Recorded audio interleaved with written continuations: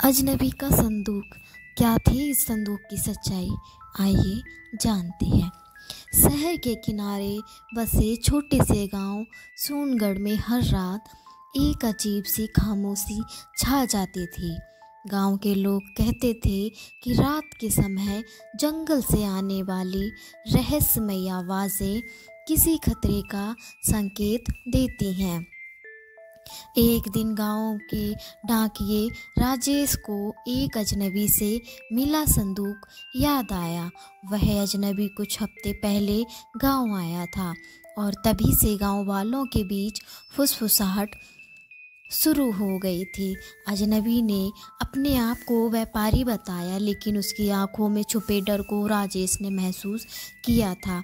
उस दिन राजेश को एक चिट्ठी मिली। वह अजनबी की लिखी चिट्ठी थी जिसमें लिखा था, अगर तुम मेरी मदद करना चाहते हो तो आज रात ठीक 12 बजे जंगल के पुराने मंदिर में आना। इस संदूक का सच तुम्हें सब समझा देगा। राजेश डर और उत्सुकता के साथ उस रात मंदिर पहुंचा। वहां पहले से ही वह अजनबी खड़ा था। उसके चेहरे पर बेचैनी साफ नजर आ रही थी। यह संदूक तुम्हें सौंप रहा हूँ, लेकिन इसे खोलना नहीं, अजनबी ने गंभीर स्वर में कहा। पर क्यों? राजेश ने पूछा। इसमें वो है जिसे कोई नहीं देख सकता। अगर सच सामने आ गया तो ये गांव खतरे में पड़ जाएगा, अजनबी ने कहा और अंधेरे में गायब हो गया। राजेश उस संदूक को घर ले आया, लेकिन उसकी जिज्ञासा हर पल बढ़ रही थी। आखिरकार उसने संदूक खोलने का फैसला किया। जैसे ही उसने संदूक का ढक्कन खोला, उसमें से एक अजीब सी रोशनी निकलने लगी। संदूक के अंदर एक प्राचीन किताब थी जिसकी भाषा राजेश को समझ नहीं आई, लेकिन किताब के पन्नों को पलटते ही अजीब घटनाएं होने लगी।